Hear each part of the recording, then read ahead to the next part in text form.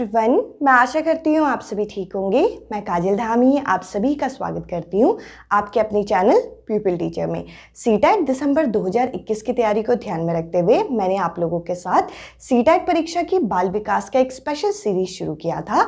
आज हम इसी सीरीज को कंटिन्यू करेंगे, जिसके अंदर मैं आप लोगों के साथ चौथा चैप्टर जो है ये कवर करने वाली हूँ, जो कि है संज्ञानात्मक विकास का सिद्धांत, जो कि हमें जीन पियाजे द्वारा दिया गया है।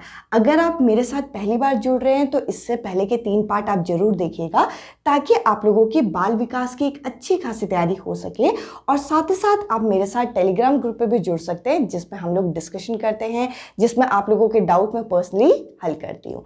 तो देखिए, अगर हम देखें कि ये जो संज्ञानात्मक विकास का सिद्धांत है ये किनके द्वारा दिया गया है, तो सबसे पहले तो हमें ये पता होना चाहिए कि जीन पियाजे जो हैं इन्हें हम स्विस साइकोलॉजिस्ट के नाम से जानते हैं, जो कि स्विट्जरलैंड के मनोवैज्ञानिक थे। सबसे पहला पॉइंट हमें ये पता होना चाहिए।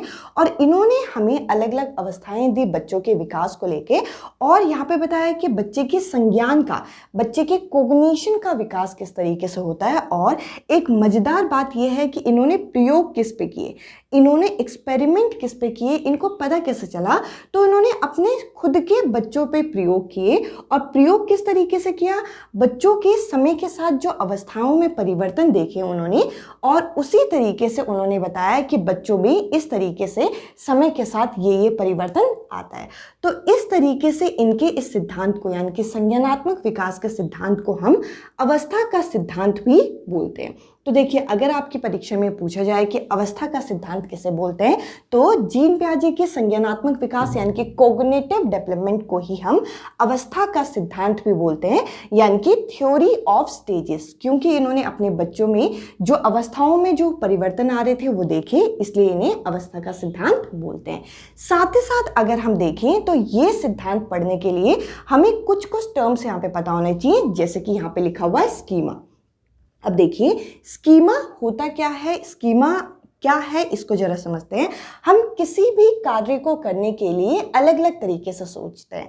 देखिए, किसी भी कार्य को करने के लिए कोई भी व्यक्ति का जो थॉट पैटर्न होता है, जो माइंड का एक तरीके से माइंडसेट है, वो अलग अलग है। यही हमारा स्कीमा बताता है। जैसे कि इसका एक छोटा सा अगर मैं उदाहरण आपके सामने दूं, तो अगर मैं आपको बोलूं कि एक पेड़ कैसा दिखता है, तो देखिए, एक पेड़ की इमेज आपके दिमाग में किस तरीके से आ जाएगी कि एक पेड़ इस तरीके से दिखता है। अब आपके सामने जरूरी नहीं कि उस समय एक पेड़ हो ही, पर आपके माइंड में एक इमेज आ सकती है कि हाँ भाई, पेड़ जो है, ट्री जो है वो इस तरीके से दिखता है। ये जो आपके माइंड में ये जो इमेज यहाँ पे तैयार हुई है, ये और कुछ नहीं, ये हमारी स्कीमा बताती है कि हम किसी चीज के बारे में कैसे सोचते हैं। इसके अलावा यहाँ पे इन्होंने और कुछ टर्म्स के बारे में भी हमें बताया, जैसे कि अनुकूलन क्या होता है। अनुकूलन होता है एडेप्टेशन, यानी कि जब हम वातावरण के संपर्क में आते हैं तब हम क्या करते हैं, हम एडजस्ट होने की कोशिश करते हैं, हम वहाँ पे अडेप्ट होने की कोशिश करते हैं। अनुकूलन की प्रक्रिया वहाँ पे शुरू हो जाती है। देखिए, जब बच्चा छोटा होता है तो वो सिर्फ अपने घर वालों के संपर्क में आता है, पर जैसे जैसे बच्चा बड़ा होता है तो बच्चा आस पड़ोस के लोगों से भी बहुत सारी चीज़ें सीखता है। देखिए, अगर बच्चे का अनुकूलन हमें करना है, एडेप्टेशन करना है, तो इसके 2 तरीके हैं। एक है आत्मसात्यकरण, जिसे हम एसिमिलेशन के नाम से जानते हैं। दूसरा है समायोजन, जिसे हम अकोमोडेशन के नाम से जानते हैं। अब देखिए, दोनों में क्या फर्क होता है, इसको जरा एक उदाहरण से समझते हैं। इसके लिए मैं एक उदाहरण ले रही हूं। बच्चे के सामने, बच्चे के पास एक खिलौना है, एक टॉय है, जो कि मान लीजिए यहाँ पे डॉग का टॉय है, यानी कि एक खिलौना है उसके पास डॉग का। अब वो बच्चा खेलता है और अपने माता पिता से पूछता है ये चीज़ क्या है, तो उसके जो पेरेंट्स हैं वो ये बोलते हैं कि ये छोटा सा पपी है आपका, ये डॉग है। तो इस तरीके से बच्चे को पता चला कि 4 पैरों वाला जो जानवर है वो डॉग है। अब देखिए, यहाँ पर जब बच्चे ने बाहर जाना शुरू किया, जब बच्चा एक दिन पार्क में गया, तब बच्चा वहाँ पे देखता है एक रियल डॉग, यानी कि एक सच का जानवर वो देखता है, एक डॉग वहां पे देखता है। तो यहाँ पे क्या कर रहा है, पूर्व ज्ञान को वो नए ज्ञान से जोड़ने की कोशिश कर रहा है। उसके पास खिलौना भी था सेम डॉग की तरह, तो वो अपने पूर्व ज्ञान को, जो उसने देखा है, जिसके साथ उसने खेला है, उसको वह यहाँ पे नए ज्ञान के साथ जोड़ने की कोशिश कर रहा है, और वो एकदम से अपने मम्मी पापा या अपने दोस्त जिसके साथ भी जाएगा वो कहेगा कि ये एक डॉग है। तो देखिए, जब बच्चा अपने पूर्व ज्ञान को, जो चीज़ उसने पहले से सीखी होती है, उसको किसी नए ज्ञान के साथ जोड़ता है, तो इसे हम आत्मसात्यकरण बोलते हैं, जिसे हम एसिमिलेशन के नाम से भी जानते हैं। अब देखिए, समायोजन क्या होता है ये जरा समझते हैं। समायोजन जो है वो अकोमोडेशन को बोलते हैं। देखिए, इसके अंदर होता क्या है, अभी बच्चे के पास एक खिलौना था जो कि 4 पैरों वाला जानवर था। अब बच्चा फिर से एक दिन किसी एक और जानवर को देखता है, जैसे कि आप कह लो कि यहाँ पे काऊ को देख लिया, यानी कि गाय को देख लिया, या फिर आप कह लीजिए डियर को देख लिया। तो यहाँ पर उनको देखकर भी, काऊ और डियर को देखकर भी बच्चा किस तरीके से रिएक्ट करेगा कि ये एक डॉग है, क्योंकि उसे अभी इतना पता है कि 4 पैरों वाला जो जानवर है, जो उसके पास खिलौना है, वो डॉग है।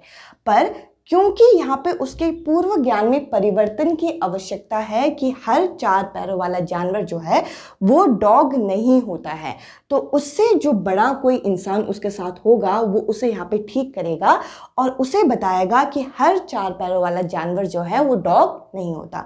तो हम यहाँ पे क्या कर रहे हैं, उसके पूर्व ज्ञान में परिवर्तन कर रहे हैं ताकि वो नई चीजें भी यहाँ पे सीख पाए। तो यहाँ पर हम बच्चे का क्या कर रहे हैं, यहाँ पे हम बच्चे का अकोमोडेशन कर रहे हैं। मेरे हिसाब से आप लोगों को ये स्लाइड में जितना मैंने कंटेंट आप लोगों को एक्सप्लेन किया, आप लोगों को अच्छी तरीके से समझ में आ गया होगा कि जीन पियाजे कहाँ से बिलोंग करते थे। ये हमारे स्विट्जरलैंड से बिलोंग करते थे। इन्होंने किन पे प्रयोग किया, इन्होंने अपने बच्चों पे प्रयोग किया, इसीलिए इनके सिद्धांत को हम अवस्था का सिद्धांत भी बोलते हैं। स्कीमा क्या होता है हमारा, एडेप्टेशन, और साथ साथ आत्मसात्यकरण और समायोजन क्या होता है। साथ ही साथ इसी बीच में बच्चे के अंदर एक और टर्म यहाँ पे देखा जाता है, एक होता है इक्विलिब्रियम का, इक्विलिब्रिएशन का, और डिसइक्विलिब्रिएशन का। देखिए, इन दोनों में फर्क क्या है, एक बार ये जरा देखते हैं। जब बच्चे का पूर्व ज्ञान नए ज्ञान के साथ जुड़ जाए तो चीज़ें बैलेंस हो जाती हैं। चीज़ें जब बैलेंस हो जाती है तो इक्विलिब्रिएशन शब्द का प्रयोग करते हैं। और जब बच्चे का पूर्व ज्ञान जो है वो नए ज्ञान के साथ तालमेल नहीं बिठा पाता, देखिए अभी तक तो बच्चे को यही पता था कि 4 पैर वाला जानवर क्या है, डॉग है, और वो इसी तरीके से आगे बढ़ रहा था। पर उसे अब ये पता चला कि हर 4 पैर वाला जानवर डॉग नहीं होता। तो यहाँ पे क्या हुआ, डिसइक्विलिब्रिएशन हुआ। तो ये दोनों टर्म के बारे में भी आपको पता होना चाहिए। इन टर्म्स का भी यूज यहाँ पे किया गया है।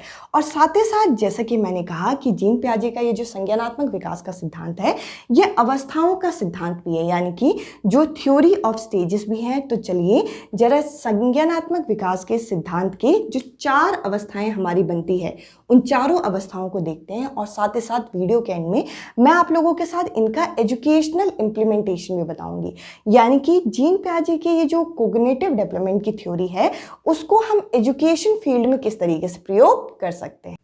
अवस्थाओं को शुरू करें इससे पहले मैं आप लोगों को ये बता दूं, अब जो आपकी सीटेट की परीक्षा होने वाली है, जैसा कि हमें पता है ऑनलाइन बोर्ड पे होने वाली है, और इस परीक्षा में जो भी हमसे सिद्धांत पूछे जाएंगे, जो भी हमसे थ्योरी पूछी जाएंगी, वो कुछ इस तरीके से होंगी कि डायरेक्ट बच्चों में इसका किस तरीके से असर पड़े, वो आप लोगों को ये आना चाहिए।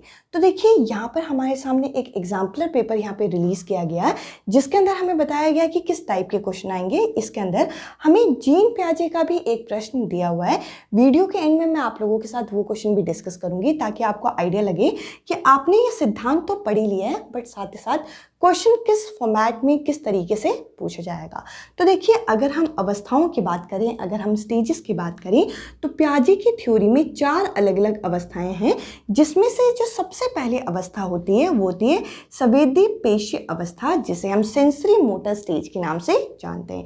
इसमें जो बच्चे का जो एज ग्रुप होता है वो जन्म से लेकर 2 वर्ष तक का होता है, यानी कि शुरुआती दौर में जीवन के ये अवस्था आती है, जिसे हम सेंसरी मोटर स्टेज बोलते हैं। अब देखिए, इसे संवेद से क्यों जोड़ा हुआ है, इसे हमारे सेंसेस से क्यों जोड़ा हुआ है, क्योंकि जैसे ही बच्चा पैदा होता है वैसे बोलना शुरू नहीं करता। बच्चा अपनी इंद्रियों से, बच्चा अपने सेंसेस की मदद से अपने आसपास के लोगों से तालमेल बिठाता है, आसपास के लोगों से कनेक्ट करने की कोशिश करता है। इस वजह से इस अवस्था के अंदर हमने ये देखा है कि यहाँ पर जो बच्चे की इंद्रियाँ होती हैं, जो बच्चे के सेंसेस होते हैं, वो एक तरीके से यहाँ पे शिक्षक का काम कर रहे होते हैं, टीचर का काम कर रहे होते हैं, क्योंकि बच्चा जो भी अपनी डे टू डे लाइफ में सीखता है वो यहाँ पे अपनी इंद्रियों की मदद से सीखता है। और जैसा कि मैंने बोला कि इस अवस्था के अंदर बच्चा जो है सीधा बोलना शुरू नहीं कर रहा, तो बच्चा क्या करता है, बच्चा दूसरे लोगों को नकल करता है। अगर बच्चे के सामने आप फ़ोन पकड़ के कान में लगा लो तो बच्चा थोड़ा बड़ा होगा और जब फ़ोन को देखेगा तो वो कान में लगाने की कोशिश करेगा।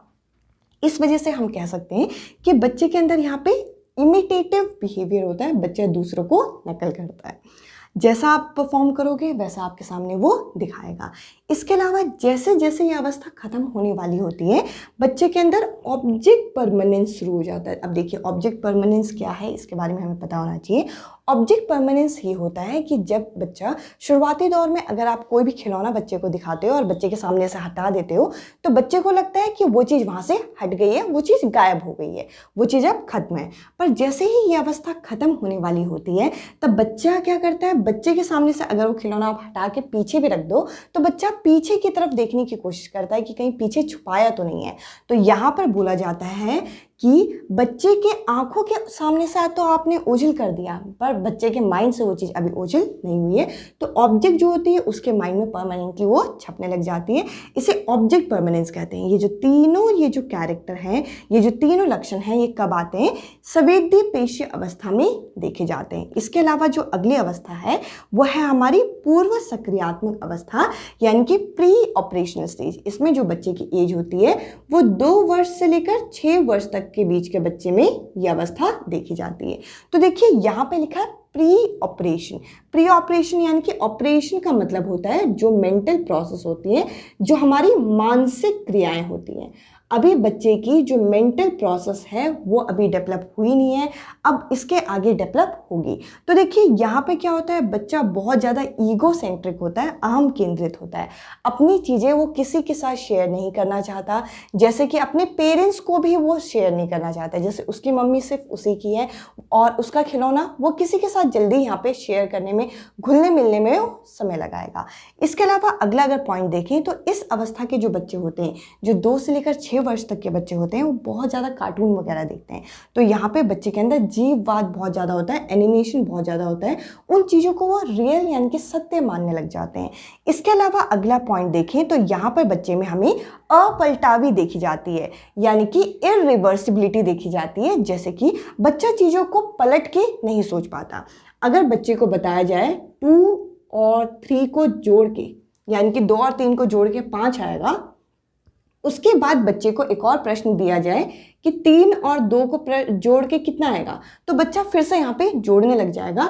अभी बच्चे को पता नहीं है कि इन संख्याओं को बस आगे पीछे किया गया है। तो यही होता है हमारा इरिवर्सिबिलिटी यानी कि अपलटावी।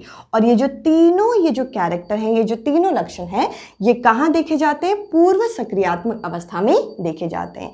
इसके अलावा अगर हम आगे बढ़े तो ये जो तीसरी अवस्था हम लोगों को डिस्कस करनी है वो है मूर्त सक्रियात्मक अवस्था, जिसे हम कॉन्क्रीट ऑपरेशनल स्टेज के नाम से जानते हैं। इस अवस्था के जो बच्चे होते हैं वो यहाँ पे आपके, यहाँ तक हमने कितना देख लिया, 2 से लेकर 6 वर्ष तक। यहाँ पे होते हैं 7 से लेकर 11 वर्ष तक के बच्चों में ये आपके लक्षण देखे जाते हैं। देखिए इसे हम कॉन्क्रीट ऑपरेशनल स्टेज के नाम से जानते हैं। यहाँ पर जो बच्चे के लॉजिक होते हैं, यहाँ पे जो बच्चे के तर्क होते हैं, वस्तु जो कि मूर्त होती है यानी कि सॉलिड होती है, इनमें बच्चे का तर्क शुरू हो जाता है। अपने आसपास की चीज़ों को देख के वो काफ़ी सारी चीज़ें यहाँ पे सीख रहा होता है। इसके अलावा अगर हम अगले पॉइंट की बात करें तो अगला पॉइंट यहाँ पे संरक्षण, जिसको हम कंजर्वेशन के नाम से जानते हैं। बच्चे के अंदर एरिया, वॉल्यूम, इनका जो कंजर्वेशन है वो आ जाता है। जैसे कि बच्चा यहाँ पे समझ जाता है कि अगर मैंने यहाँ पे बच्चे के सामने 2 अलग अलग जार ले लिए और दोनों में मैं बराबर मात्रा में यहाँ पे पानी भरूँ, तो बच्चा समझ जाएगा कि दोनों के दोनों ये बराबर है। ये यहाँ पे कंजर्वेशन यानी कि संरक्षण होता है। इसके अलावा ट्रांजिटिविटी क्या होता है, इसको जरा समझते हैं। अगर मैं बच्चे के सामने 3 यहाँ पे रॉड इस तरीके से बना दूं तो बच्चा यहाँ पे इनमें तुलना कर पाएगा, इनमें कंपैरिजन कर पाएगा कि जैसे इसका नाम मैंने दे दिया A, इसका नाम मैंने दे दिया B, इसका नाम मैंने दे दिया C, तो बच्चा पता पाएगा कि A जो है वो B से छोटा है और B जो है वो C से छोटा है। इस प्रॉपर्टी को यहाँ पे ट्रांजिटिविटी बोलते हैं। तो ये सारे गुण जो हैं बच्चे के अंदर कब आ जाते हैं? जब बच्चा मूर्त सक्रियात्मक अवस्था यानी कि कॉन्क्रीट ऑपरेशन स्टेज में होता है, जो कि 7 से लेकर 11 वर्ष तक देखा जाता है।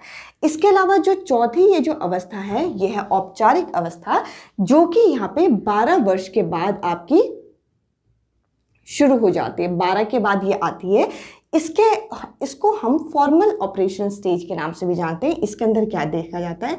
बच्चे अमूर्त चिंतन करने लग जाते हैं, जैसे कि जो एब्स्ट्रैक्ट चीज़ें होती हैं उनमें बच्चे की जो पकड़ है वो बन जाती है। साथ ही साथ बच्चा जो रीजनिंग होता है, जो तर्क होता है, वो हाइपोथेटिकल डिडक्टिव रीजनिंग यानी कि किसी की प्रॉब्लम की एक अल्टीमेट सॉल्यूशन जो होता है, इसको निकालने के लिए बच्चा यहाँ पे सक्षम हो जाता है।